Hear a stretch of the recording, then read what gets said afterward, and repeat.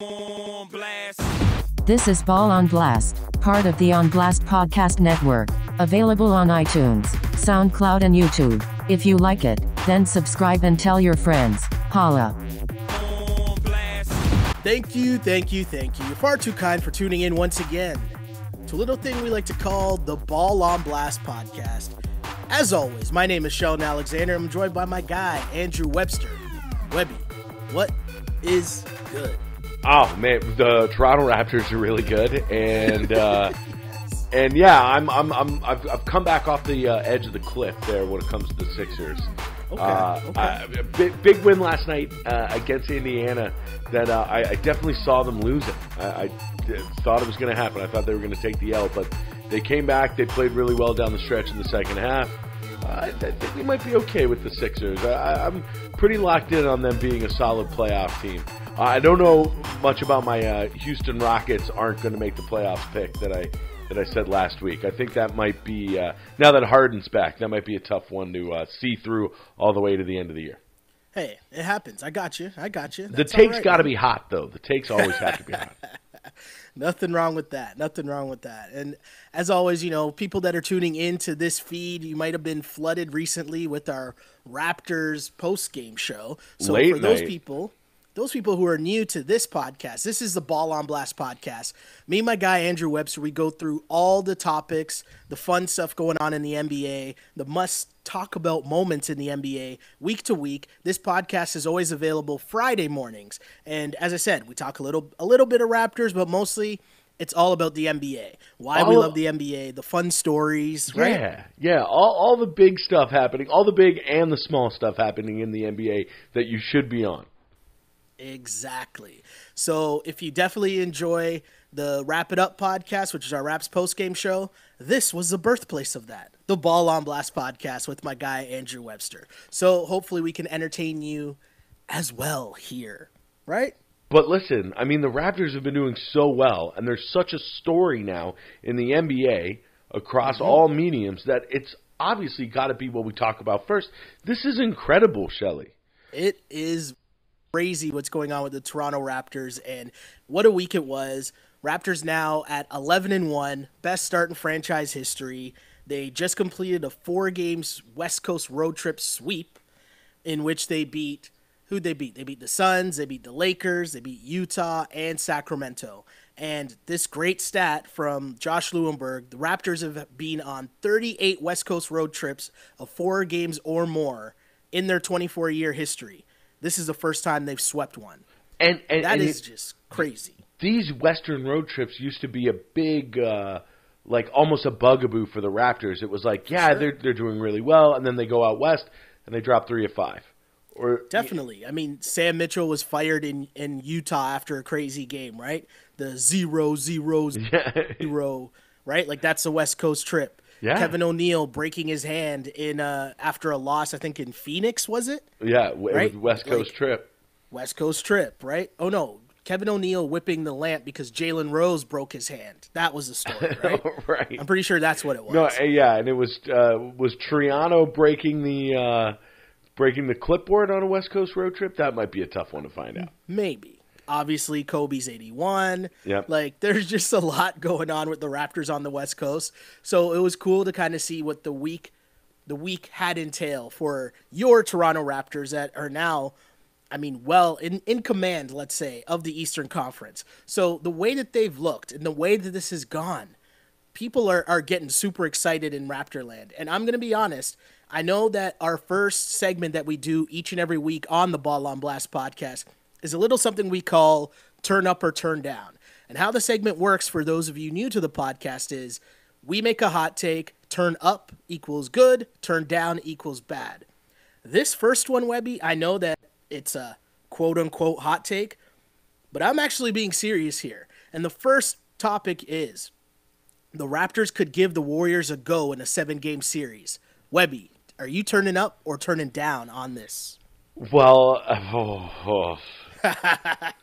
We're starting off hot here, Webby. We're starting off hot. And listen, I don't think even if I answer no to this, which I think I'm going to, that denigrates anything that the Raptors have done already this season, which has been For nothing sure. short of like really special. However, 7 games, best of 7, where you got to win 4 against the Golden State Warriors, is not something that I think the Raptors are quite ready for yet.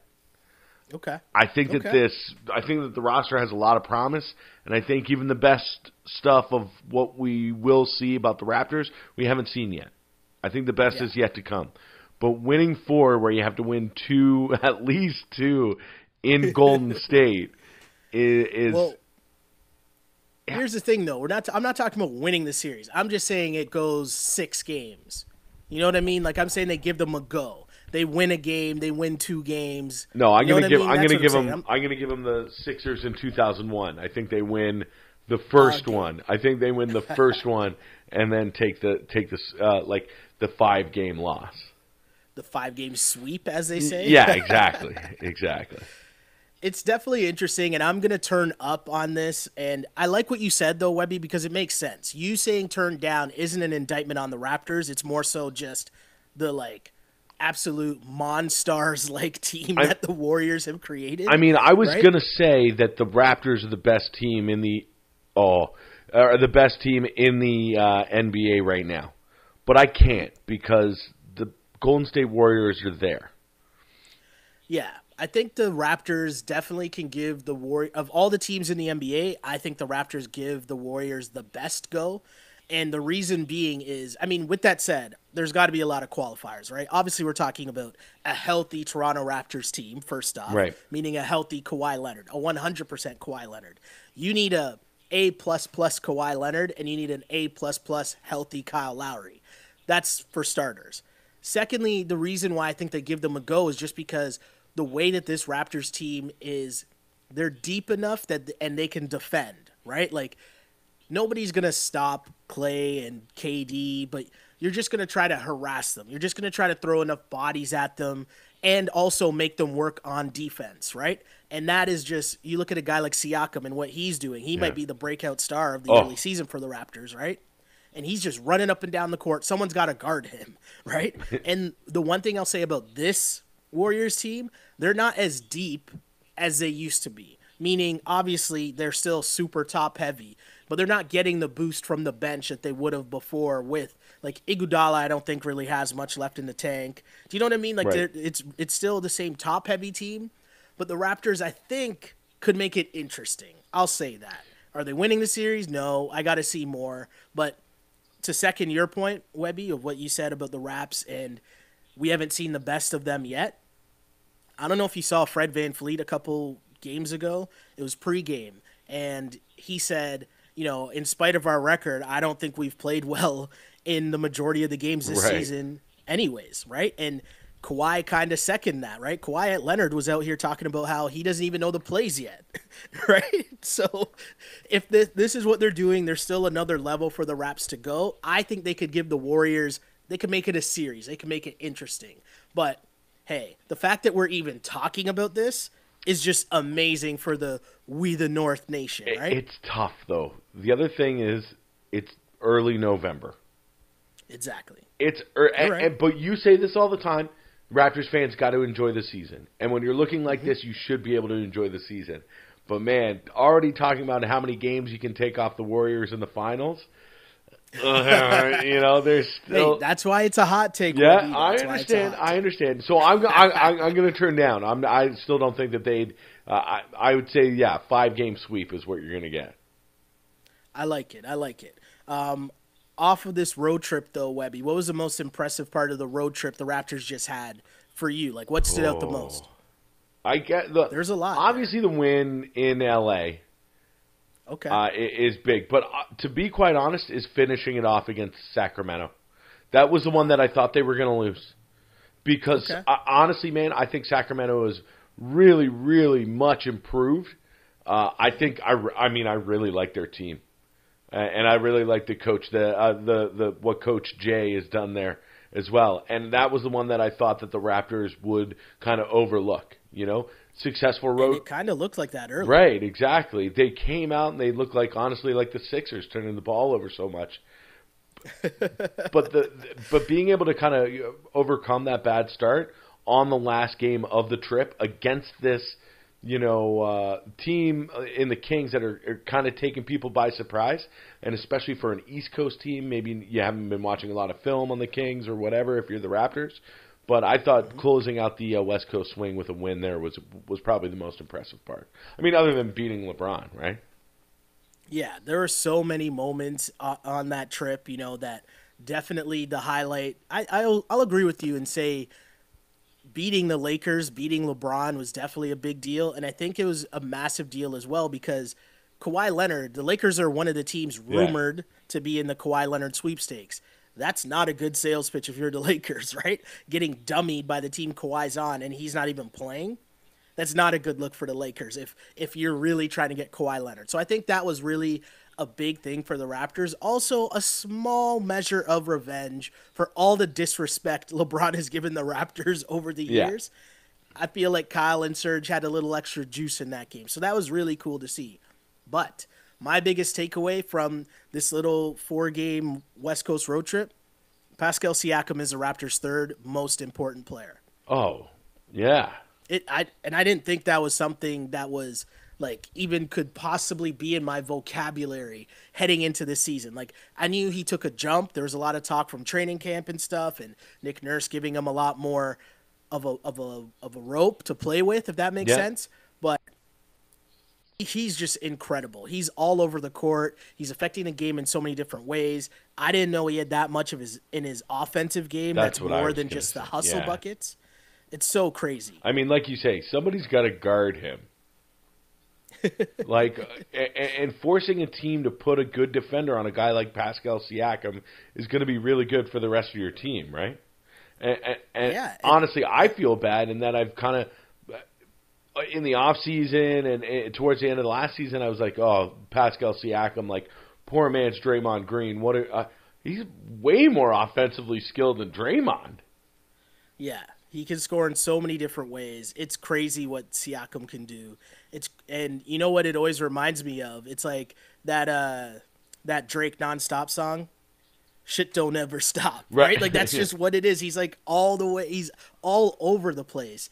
And he really doesn't stop, whether it's on the offensive end or defensive end. Siakam just keeps going. So that to me has been the biggest part of the Raptors' start. But hey, people listening, if you agree, disagree, give us a shout. Let us know where you think we're right, where you think we're wrong.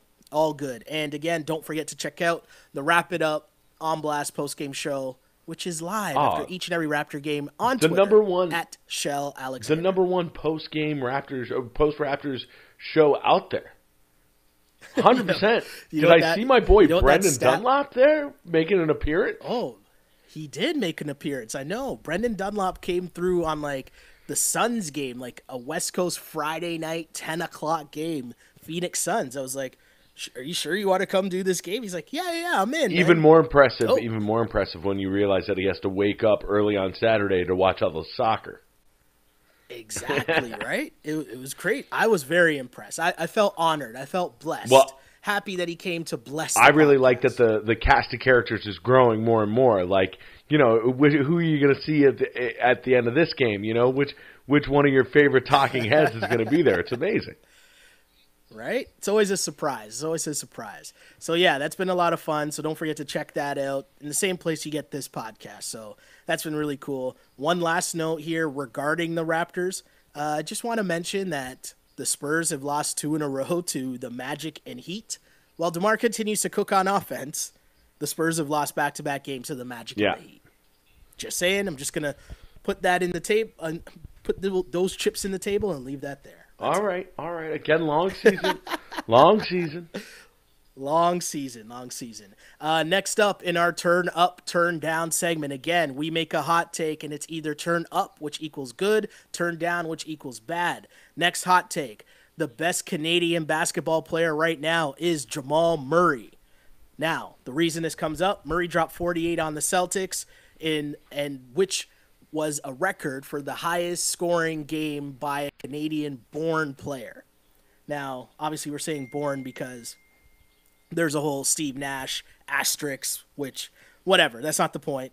Oh, I guess He dropped yeah, 48 I guess points, Steve Nash, which is massive. Steve Nash doesn't get counted because he's born in South Africa. Yes. Ah, okay. But I mean, that's still stupid asterisk. But and I think he scored 48 in a playoff game one year. Steve Nash? But yeah. either way, Steve Nash did. Yeah. So, but either way, the point remains: Jamal Murray, 48 points, dope. One of the best performances we've ever seen by a Canadian in the NBA. Webby, the best Canadian basketball player right now is Jamal Murray. Turn up or turn down. So hold on. The question is best Canadian basketball player right now? I'm going to turn down. Ooh, turn down. Okay. I'm going to turn down because R.J. Barrett on Duke is the best Canadian basketball player right now. Oh, okay. That's where you're going with this. Okay. I was like, right now, okay. Right now, I'd take R.J. Barrett over Jamal Murray. Wow. So I'm assuming you caught Duke versus Kentucky then? I did see Duke versus Kentucky. And I'll tell you that the Ball on Blast podcast is going to have a lot more college basketball talk this season. Because if you're not watching Duke every time they're playing, I don't know what you're doing. Like this, do you understand? Yeah, we can't be friends if you're not watching. Do you understand what they're putting out on the... Do you understand what they did to the University of Kentucky in their opener? They put up 120 points, 118 points to be specific, but I round up. I'm like, okay, 120 points is really impressive, but usually you see it when it's like, oh, Duke played College of Charleston, some Div 3's team. No, they put up 118 points on the University of Kentucky. Okay, they've got three of the best players right now in college basketball. Two of them generate I know it's one game. Generational stars. Here's the thing that's crazy, right? Obviously, us in Canada, we got to see them in the preseason, right? They did that Canadian tour where they played Ryerson and U of T. They made Kentucky look like Ryerson. Yeah. That was the craziest part about this, right? Like, watching those games, you're like, okay, yeah, Zion looks legit. RJ, we already know, is legit.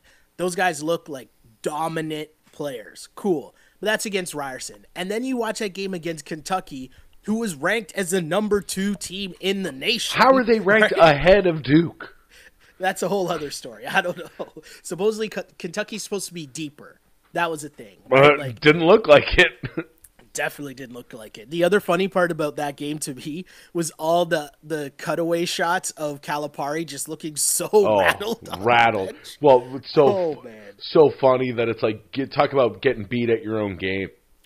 Right? Here come these 3 kids in Reddish, Zion, and RJ that are just like obviously they're going to be playing in the NBA next year. So, player for player, you're taking RJ Barrett. I think RJ's over Jamal Murray. I think RJ's overall game is better. I think Jamal's a better shooter for sure, but did you see some of what RJ Barrett was getting to drop in the lane? Yo, he had one move where he was dribbling it, then dribbled behind his back, got in the lane, floated, glass, and one. And I was like, okay. Yo, and first of all, and then Zion, his first point being a 3-pointer, and then did you see his step back long Jimmy? The put it between the legs, step back, and hit the jumper? Oh, my God. I hate Duke. I've always hated Duke growing up. Same. Right there with you. I'm firmly on the Duke bandwagon. I want them to go undefeated and win the national championship. Oh, so much fun. I will say, though, Webby, I'm going to disagree with you on this. You're going to go Jamal Murray. Jamal Murray is the best Canadian basketball player right now. Say that is because 48 points in the NBA is 48 points in the NBA. No, 48 points on the Boston Celtics, too. True, right? That's not a garbage time 48. Well, we'll get to what he tried to do in garbage time. But, it wasn't a garbage time 48 points. It wasn't against, I'm trying to think who's the worst team in the league. The Cleveland Cavaliers. Yeah. It's so weird to think of the Cavs as being the worst team in the league now, isn't it? I have to pause and be like, oh, yeah, LeBron's gone. Shows how pretty good LeBron James is. Right? But the fact that Jamal Murray went out and dropped 48 on the Celtics, a pretty damn good team, and he was just balling, doing it in all kinds of different ways.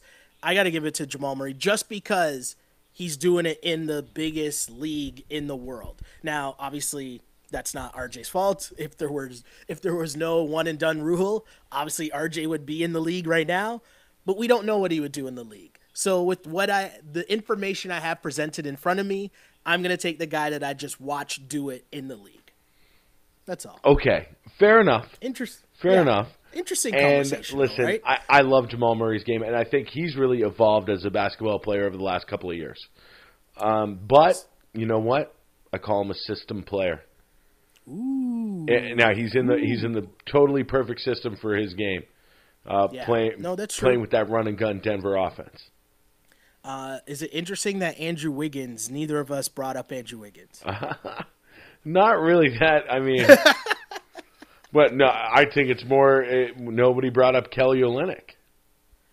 Oh, okay. Denham Brown. So you're taking it deeper. You're taking it deeper than Wiggins. Okay. No. I like Barrett's game, and I was just so impressed. I'm one of these people who was like, you know what, Zion, I'm here for Zion, but like, got to watch a Canadian kid. He's been playing really well internationally for the Canadian team, and then to be able to see him do that on the big stage, I thought that was really impressive. Yeah, no, totally cool. Great game by Jamal Murray. Great game by RJ Barrett and Duke, but a little more happened in that game when Jamal Murray dropped the 48 points. Yeah, somebody got mad in real life. So late in the game, clock's winding down. The game's out of reach. Denver's about to win. Jamal Murray sitting at 48 or 47. What did he have? 48. Either way. 48. Yeah, it was 48, right? Either way, he throws up a shot as time is expiring. Kyrie Irving gets a rebound, and Kyrie Irving is not happy that Jamal Murray just tried to score with the game out of reach and the clock winding down. And what does Kyrie Irving do? He gets the ball and whips it into the crowd. And you could watch the video and read his lips. It looks like he's saying, "Fuck out of here. What are you doing?" Yeah. And throws, "You want the ball?" And like whips it into the crowd. Now, quite simply, I'm just going to ask you, Webby, whose side are you on in this one? Kyrie or Jamal Murray? I'm on Jamal Murray's side. I'm not on Kyrie's side on this. And Okay. I'll tell you the best way, and like I'm going to steal it right from the horse's mouth, but the best way that I heard this explained was by Jalen Rose. Okay. You don't want him to get 50? Don't let him get 48. Ah. Okay? Like, Okay. you know what? You can get super mad that he did this, but you know what? Don't let him get there. I don't understand this. Like, I don't know being mad about something like that. Do you know what? I'm kind of on both of their sides because I see the positives in what both of them did, but I also see the negatives of what both of them did. And I know that sounds like a cop-out, but to fully sum up my point, I'm going back to the wise words of Steven Jackson, which is respect it or check it, right? Which means I can do whatever I want, and if you got a problem with it, check me, right? Say something. And so if Jamal Murray wants to go and score 50 because that would be pretty cool to score 50 points, and he shoots it, play defense, Kyrie. And if you're not playing defense on it and then you're mad about it, if I'm Kyrie Irving, what I would have done when I got the ball, I would have walked right up to Jamal Murray, told him about himself, like, "Yo, bro, what are you doing trying to shoot at the buzzer? That's lame." And just, like, shove the ball in his chest. Like, just let him know a little bit, like, "Yo, we don't do that here," right?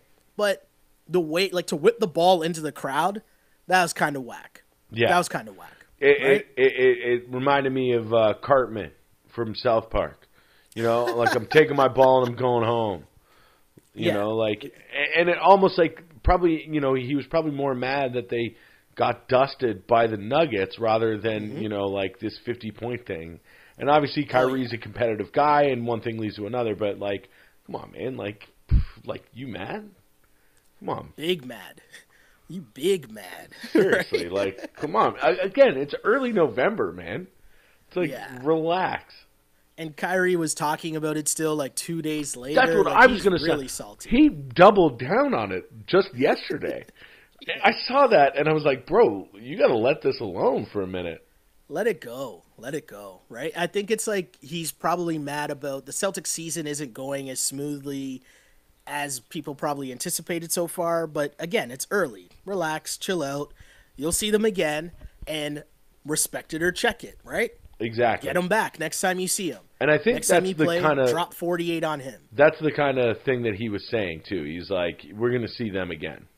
Yeah, definitely. But in terms of Canadian basketball, bottom line, whichever way you go in terms of who is the best player in Canada right now, or who is the best Canadian basketball player, whichever way you go, bottom line is it's a great time for Canadian basketball. Era of Canadian basketball. This is crazy that we're even able to have this conversation and bring up multiple names and talk about dudes dropping 48 in the NBA, or talk about someone breaking the freshman scoring record at Duke. Like, these are things that are just crazy that, you know, someone who, like, I'm 35 years old. I remember when we were happy that Steve Nash was on Santa Clara and they made the tournament. You know what I mean? Like, I remember those things. So to see things now, it's just incredible. So super dope. Canada's ballers keep balling. That's dope. Moving our next topic, our final topic in our turn up, turn down segment, Webby. There's a team named the Washington Wizards. They are 2-8 this season, just ahead of the 1-8 Cavs for last place in the Eastern Conference. It's been a wild week in which I'm going to go through a little bit here before we get to the actual topic, right? All right. But it's been a wild week where Stephen A. Smith has been calling their franchise an absolute disgrace. People are saying John Wall is overweight. People are saying Scott Brooks is not the right man for the job. Bradley Beal might be their only tradable asset. Things look kind of awkward right now for the Washington Wizards.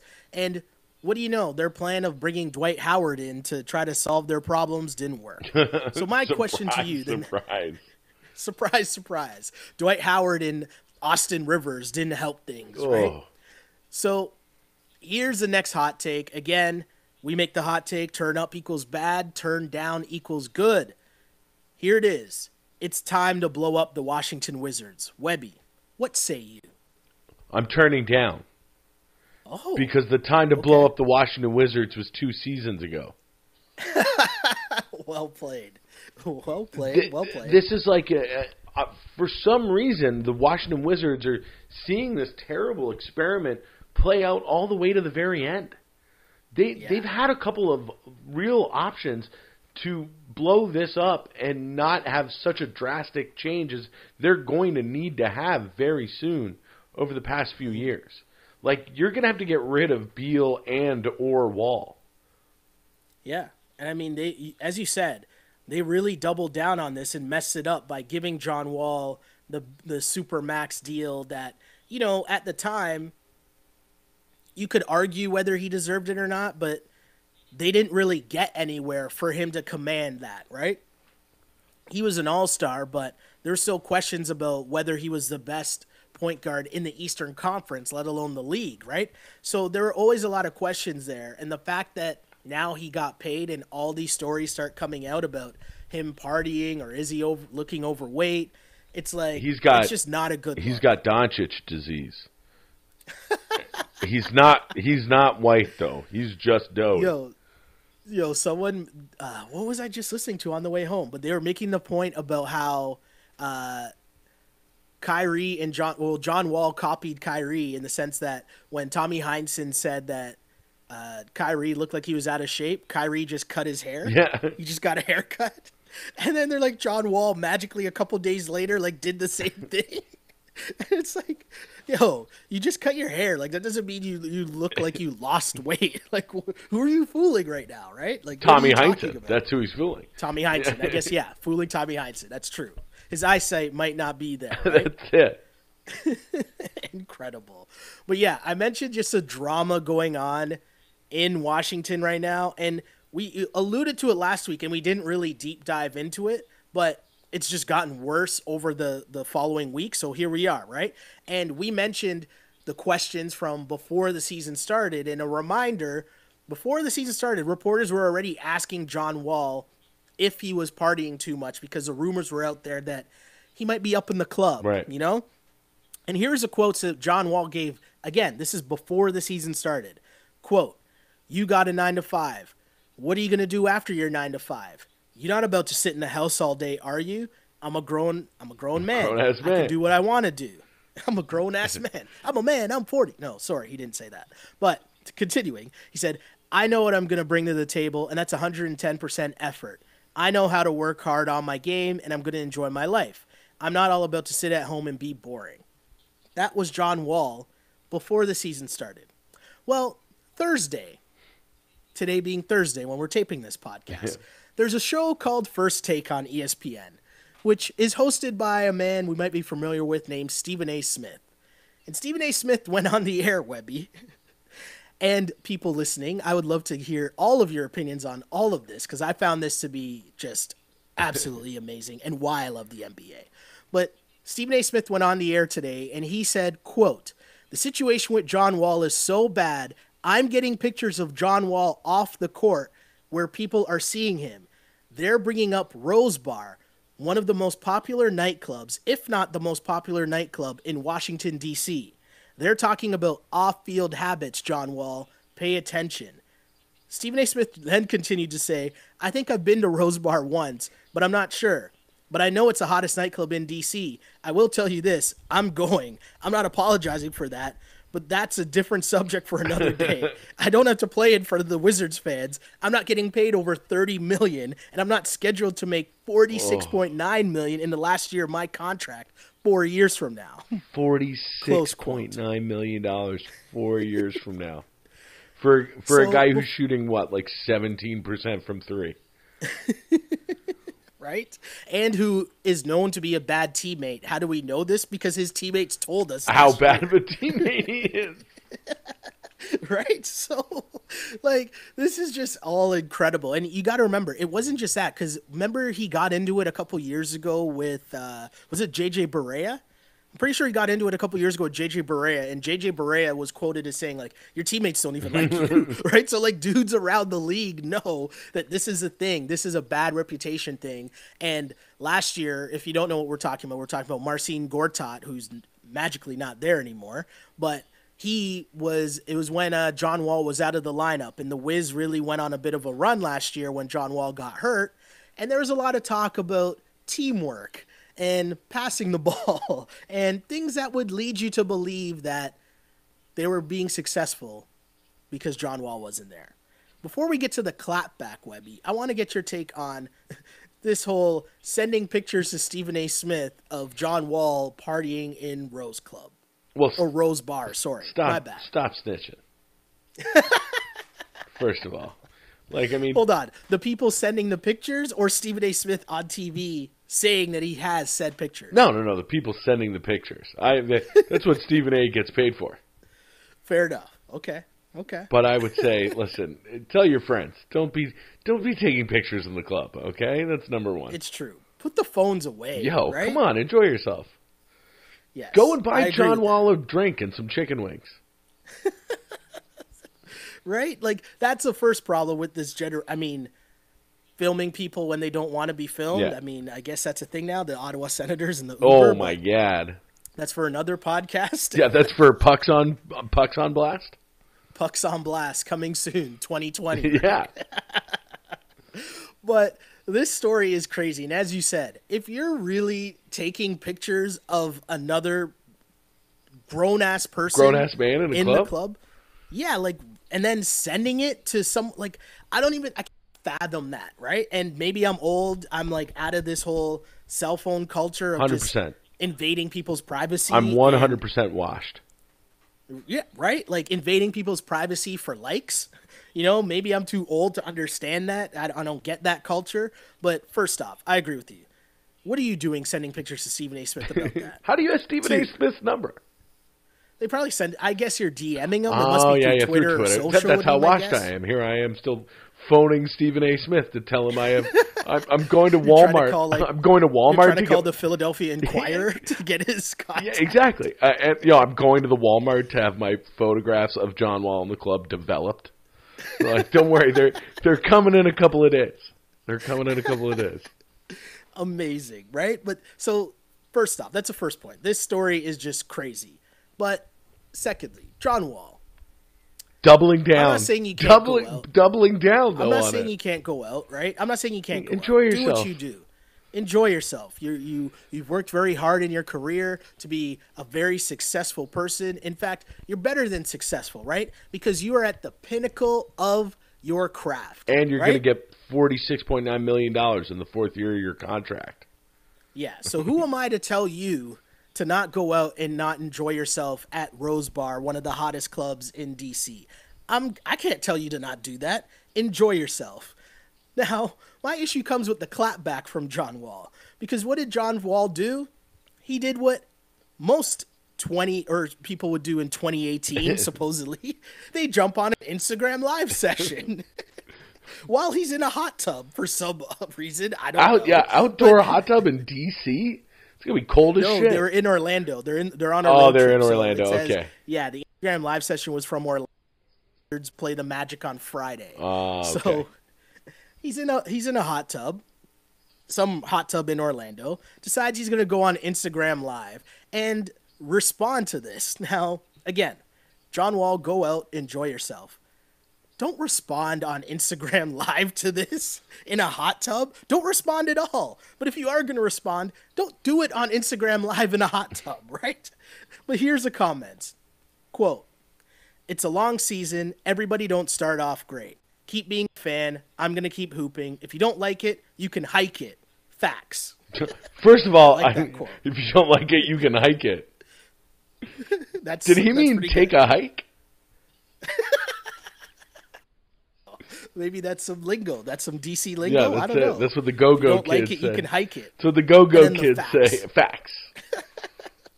So a commenter asked why Wall, who was chilling in a hot tub, wasn't in the gym. To which Wall responded, "I ain't in the gym because I just left practice about an hour or two ago. So now I'm relaxing with my feet up. But don't tell the fans that. They think I'm supposed to stay in the gym all day." So then when people started bringing up the Stephen A. Smith comments, and Wall confirmed that he does frequent Rose Bar and said he found a meme that circulated of him with the nightclub's logo photoshopped onto his Wizards jersey funny.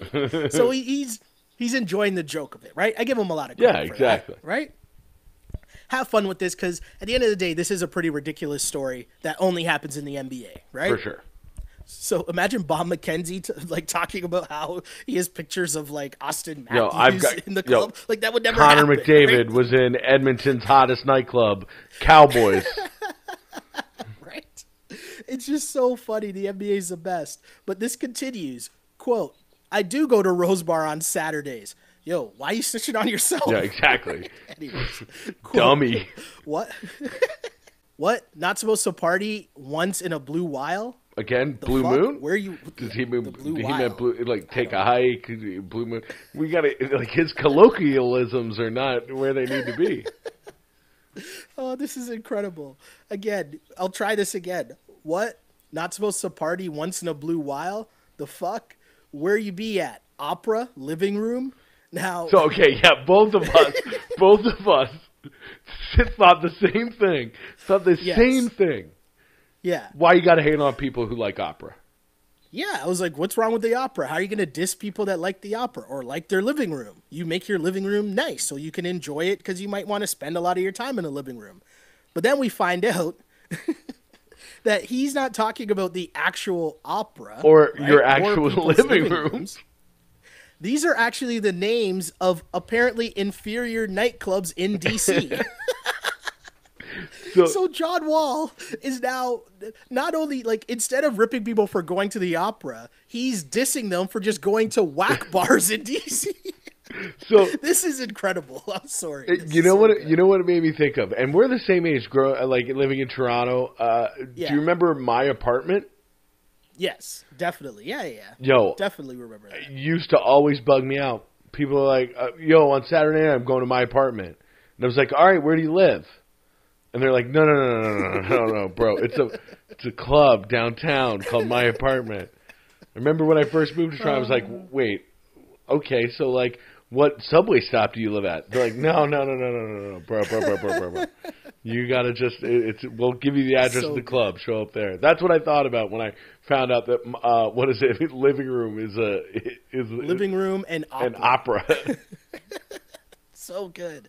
I'm sorry. Again, for people who are new to this podcast, this is what the Ball on Blast podcast is about. Stories like this that are just so amazing that only happen in the NBA. Because to recap, we have one of the NBA's most prominent reporters going on TV saying that people are sending him pictures of one of the league's stars just partying way too much in the club. Said star then decides that he's going to do an Instagram live while in a hot tub to respond to said comments, and then chirp fans who question that he goes out by telling them exactly where he does go out, and then disses the other clubs that they're probably at instead. That is incredible. Only in the NBA. Only in the NBA. Now, that story was so good that it almost could have ended up in our next segment, which is the Feed Me segment. And the you Feed gotta Me have segment, something better. You better have something good in Feed Me segment here that we right? moved John Wall. If John Wall's Instagram hot tub session didn't make the Feed Me segment, what's there, right? And the Feed Me segment is the best and sometimes the worst stories that come across our social media feeds involving the NBA, right? And first up, I mentioned it could be the best or the worst. This definitely does not file under the worst category. No. Because one, Emily Ratajkowski. Is that how you pronounce her name? You may remember Emily Ratajkowski? You may remember her from getting naked in such videos as Robin Thicke's Blurred Lines. Yes. She decided to go to Twitter, she decided to go to her Twitter account and tweet out a picture of herself standing courtside at the Lakers game with the caption that reads simply, "Checking in on Boo at King James." Again, I think, obviously this is an audio medium, so people, as you're listening to this, just quickly get your Twitter fingers going and go to her Twitter account and see the picture. Because if you see the picture, you will understand more so why this is leading our feed. Let's say it was cold in the arena that night. Yes, it was cold in the arena that night. And, let's just say that for it being cold, she still wasn't wearing that much clothes. No, she wasn't wearing that many clothes. But at the same time, I'm just I don't understand what's going on here. Is she shooting her shot? Is she a huge basketball fan and loves LeBron James? Does she want to get murdered by Beyonce? Savannah, right? Is she Oh, Savannah, my bad. Yeah. Beyonce, whoa. Well, hold on. Now that was that's why I came up, because that was the other meme, right? Of Jay-Z and Beyonce sitting courtside, and she's looking at LeBron. It's like, don't worry, honey, I'll be home in 20 minutes or whatever. Yes. Savannah. Yeah. Savannah, yes. For the record, LeBron did 2 days ago tweet out a picture of him and Savannah going to Diddy's party. Actually, it was after the Raptors game. After the Raptors game in LA, after the Lakers got washed, he and Savannah, he Instagrammed a photo with the caption of him and his queen or his day one or something like that. Him and Savannah going to Diddy's birthday party in LA, which is also why LeBron moved to LA. And some might argue also why LeBron moved to LA are pictures like the one that Miss Emily Ratajkowski tweeted out on her page. I would advise you to check it out. Search that picture. Check it out. But maybe not at work. And no, you can do it at work. Yeah. It's sports. It's LeBron James, man. That's true. It's not my fault. It's not my... I mean, mind you, I work at a sports station, so at the end of the day, she's at the Laker game and she, posts a picture of herself at the Laker game. That's all. I'm just curious on the wording. Checking in on my boo, LeBron James. If you're just a fan of basketball, you're just a fan of LeBron James, you could just say, my favorite player, LeBron James. Now, people might overanalyze it, but like they do with Rihanna, who also is a huge fan of LeBron James. Right. But my boo, checking in on boo, LeBron King James, and adding him as well? Now, okay. See, adding him, single man. No. Single man, Webby. Adding him shows me that it's more of a fun thing. I think if there was something actually going on, you wouldn't take it to a medium where you've got millions of followers between. She's not shooting her shot. That's what you're saying. I don't 'cause it'd think be so. Too obvious. I don't think so. Too obvious. Okay. Maybe her and Savannah are friends, and we just don't know. Maybe it's a down low play to get to Lance.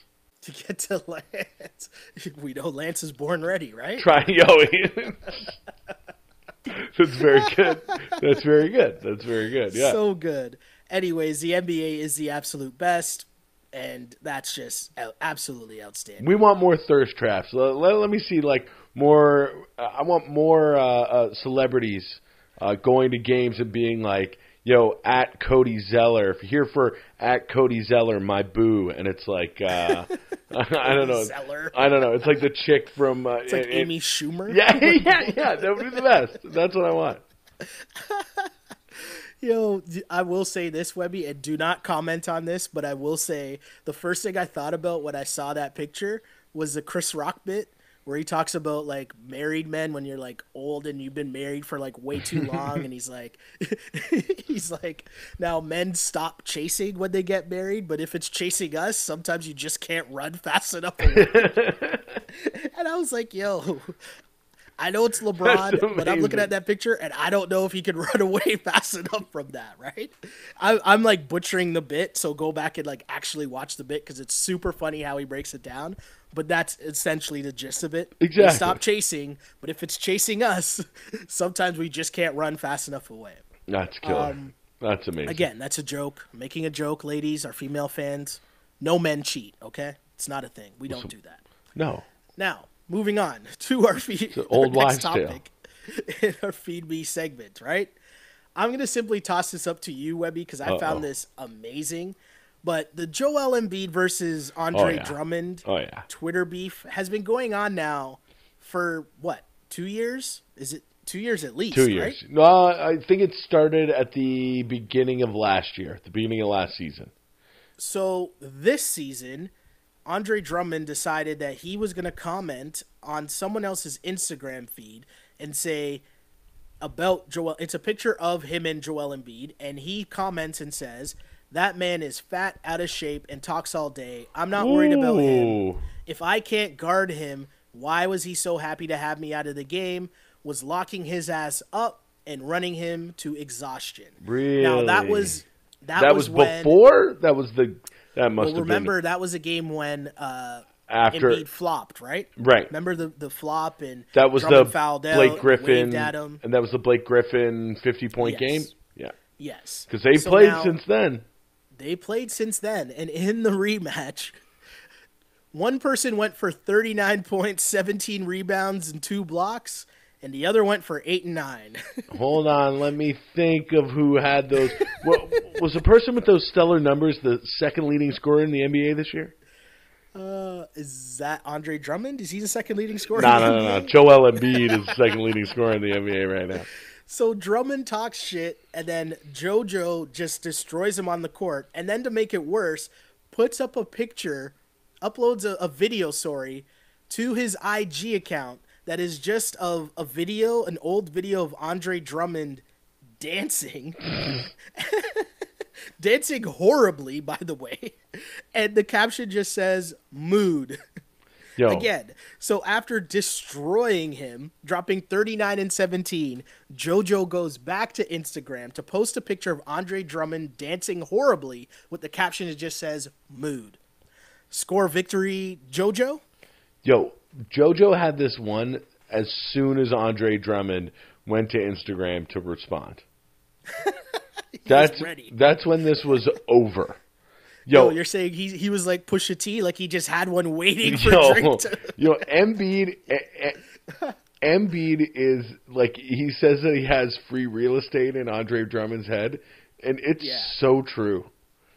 Drummond is so rattled by Embiid, and like Embiid, like this is what Embiid does, and you would think that NBA players would be smart enough to know that this is part of what he does. Exactly. And you know what you do? You ignore it. You ignore it. I agree. Why would you even continue to engage? And you know what? Initially, I thought I wasn't down with Embiid flopping and then getting up and like cheering to the crowd that he just successfully flopped. Right. I wasn't down with That's that. some soccer shit. Yeah, I wasn't even down with Embiid engaging with Drummond online because I'm thinking, yo, you guys are supposed to be focused on winning an NBA championship. Or, sorry, winning an Eastern Conference championship at least, right?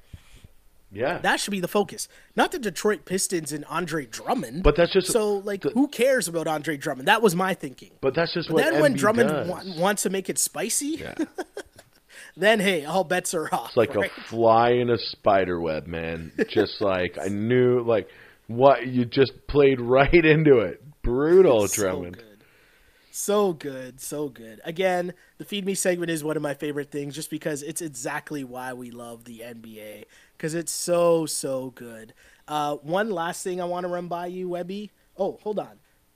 You mentioned your Rockets take being a little bit off, but earlier today I will say two things. One, in our newsroom, the question was brought up, why the hell is OKC favored by 4 against the Rockets when OKC is on the second night of a back-to-back? Without Russell Westbrook. And there's no Russell Westbrook. A quick look at the score. Oh, yeah? Yeah, a quick look at the score. OKC 93, Houston 73. Ooh. Like, what? Oh. How does that work? How does Vegas know? Oh. This makes How do no they sense. know? That's what I always say. How do they know? Kids, the lesson here is do not gamble, okay? No. Don't gamble. That's the lesson, kids. Oh. If you listen to anything I say, How? do not gamble. Hold on. Or at least don't gamble more than your lunch money. Do you see the other score that's at half? Oh, Boston getting dummied by 20. Yeah, Whoa, by the Suns. Suns. Wow, this is what our podcast has turned into. Look at the Crazy, scores. crazy. Look at the box score.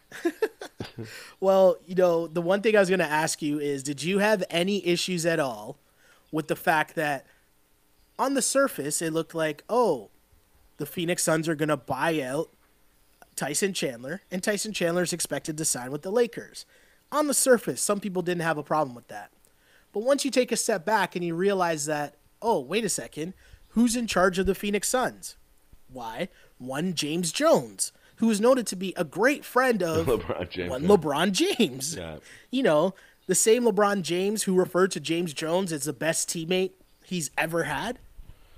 A little bit of coincidence No, here that this just magically happens. Do you have a problem with that? No. Because there's a lot of people who think that magically LeBron's teams always find a way to make these like maneuvers and trades and acquisitions that somehow other teams don't get. No, Do you have a problem with this? No, but that's just how it happens, not only in the NBA, but as you said, specifically with LeBron James. Remember, it was a couple of years ago when everybody was like, man, you know what the Cavs really need is Channing Frye. And then what happened? Channing Frye's on the Cavs for, what, almost nothing, right? Yeah. This stuff happens. And then especially when you look at, like, how it happens with, I mean, look at the Kevin Garnett trade.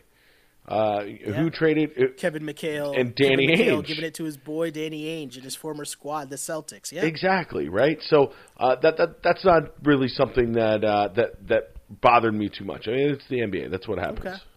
Just checking. I got to check in on the conspiracy theories out there, see where your head's at, Of course. Nothing wrong with that. Of course.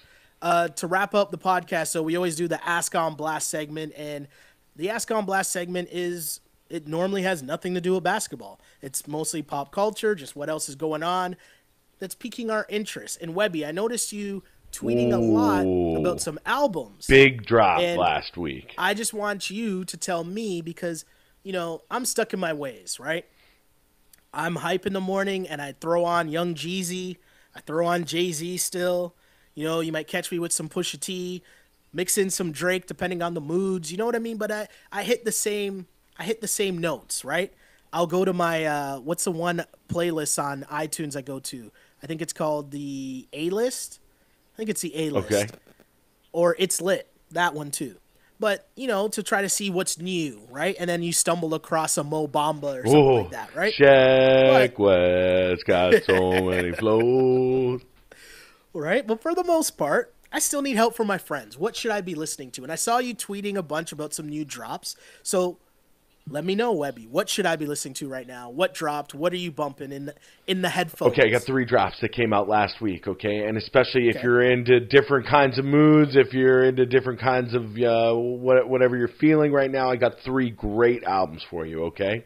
Now, again, you and I, same age, we're old men now. So a lot of the new hip hop is new and scary to me. And 21 Savage, he looks really weird, and I don't know. Who are all these industry Who plants? are all these weird people out here? Okay, Metro Boomin, though, is a producer in hip hop. If you've listened to any popular hip hop over the last 5-6 years, you've heard Metro Boomin. And Metro Boomin puts out compilation albums of all of his songs, all of his beats, and gets the best rappers out right now to lay down tracks over his stuff. So he just dropped a new album called All Heroes Don't Wear Capes. And holy shit. Okay. First of all, I didn't know that Sway Lee was really amazing. All right. I didn't know that 21 Savage was actually a fucking dope-ass rapper. I did know that Young Thug is, low-key one of the better rappers of this generation. He's on it a couple of times, fucking sick. And then, of course... Okay, so I should check that definitely out. Check that. It's definitely a compilation album, but it's a hype-up, right? Yeah, I've loved Metro Boomin beats for sure, so I'm in. Next. Again, I know you know me. We're big fans of coke rap, as we'll put it. Okay. All right. Yeah. So King Push never leaves my every playlist. once in a while, listen. Every once in a while, I need some drug dealing music. Okay. And one of my favorite kind of rappers that filled that kind of mold over the last couple of years has been Freddie Gibbs. Freddie Gibbs, big time lyricist, did an album with Madlib a couple of years ago that was awesome called Pinata, which you definitely should check out if you haven't yet. There's another rapper out there named Currency. Currency is super dope. Again, a lot of rapping about drugs and stuff. It's awesome. Currency and Freddie Gibbs put out a joint album called... A joint album? Yeah, called Fendi? I think it's called Fendi. Hold on, I got it up here. Give me a sec. Anyway, it's just those two for the whole album. It's amazing. And it's a little more... Fetty. F-E-T-T-I. Not Fendi. Okay. And it's The Alchemist is doing all the beats. So it's The Alchemist... That's a throwback. Alchemist, Currency, and Freddie Gibbs. No features. It's just those two. It's awesome. Like I say, it's a little more low-key, a little more laid back, but super dope. The third one, though, is the one that is going to be your favorite. Okay? I'm listening. Swizz Beatz put out an album called Poison. All right. Hey, Swizzy. I'll make time for Swizzy. I won't even tell you... I won't even go through the names of the songs. I'll just tell you the features on this, because obviously Swizzy is not really a rapper, right? No, he's a hype But man. check this out. Okay, we got Lil Wayne, Giggs on one, Kendrick Lamar, Jada, and Styles P. I'm here for that. Yes. Jim Jones is on a track. Jimmy. Nas is on a track. Push is on a track. Thugger's on a track. 2 Chainz is on a track. And French Montana is on a track. Gotta have some Frenchie. Okay. This will be your favorite album of the year. Yo, it's November, and my favorite album of the year is still Victory Lap. The whole year I've been talking about Victory Lap. Come on, Webby. Oh, the Nipsey. Come on, okay, sorry. Come on. Yes. I've been on the Nipsey hustle the whole I thought year. This was That's still my album I thought this of the was year. last year. No, it was just early. When did Victory Lap come out? I got to look that up. But Victory Lap is still my favorite album of the year. All right. But I will check these out, Swizzy's going to be your album of the year, I can tell you that. I'm surprised that Push isn't your album of the year. That's what I thought. Push is up there, man. I'm in. But so those are that. What would Meek do? Is that Push's album? Yeah. Scoop, right? Yeah, Scooby-Doo. Yeah, Kanye almost ruined it, but What Would Meek Do is a dope-ass track. So that Pusha T album is up there. It's in my top 3. So sure. Metro Boomin, All Heroes Don't Wear Capes, Freddie Gibbs and Currency, Fetty, and Poison by Swizz Beatz. Those are my 3 recommendations. They are incredible. All 3 are just I'm super impressed, and they're heavy rotation right now. Dope. Okay. People, let us know what you think. take a listen to Webby's 3 recommendation. Hit us up. 3 recommendations in English. Hit us up. Let us know what you think, which you liked, which you didn't like, and maybe you guys have some recommendations of your own. And as always, you can send us questions for our Ask on Blast topic or segment. Sorry. I'm starting to lose it right now as we wind down at the end of this podcast. It's been a long week of West Coast Raptors late night post-game shows. I'm starting to lose it right now as we get to the end of this podcast. But this has been a lot of fun. So much fun because we get to talk just jokes and the fun shit going on in the NBA. And this is what we do week after week on the Ball on Blast podcast. And if you want some more of that, you can follow us on socials, right, Webby? Where can they get a lot of the whole grain goodness from Mr. Andrew? That's right, all the takes. They're on Instagram and Twitter. It's the same, at awebster84. All right, and I am Sheldon Alexander. You can follow me at Shell Alexander on Twitter and at Sheldon Alexander on Instagram. Both places, you can also find the live versions of the Wrap It Up Raptors post-game show right after the game. Find us there. Hit us up. Send your questions. Send your topics. Send your hot takes. We love interacting with the fans on that podcast as well as this podcast. So basketball worlds colliding as basketball continues to grow in this country of Canada because we are doing work, son. But again, shout out to those that are listening to this podcast. You can find it on iTunes, on SoundCloud, and on Google Play by searching On Blast Podcast. You can do the same on YouTube. Shout out to the people on the YouTube channel. It's under my name. You can subscribe there. But if you just search On Blast Podcast or Wrap It Up On Blast, search that on YouTube. Find the video content there. Lots of stuff there for basketball fans. And again, the comment section is turning into its own funny conversation there too. So don't hesitate to join us. We love interacting with the fans just as much as we love interacting with each other on this podcast each and every week, talking basketball, right? And you know what, Webby? It's always a reminder to me because, to quote the wise words of your Philly native, Meek Millie, I really did used to pray for times like this to rhyme like this. This is the Ball on Blast podcast, as always, unpolished and unapologetic. Until next time, see ya. Peace. On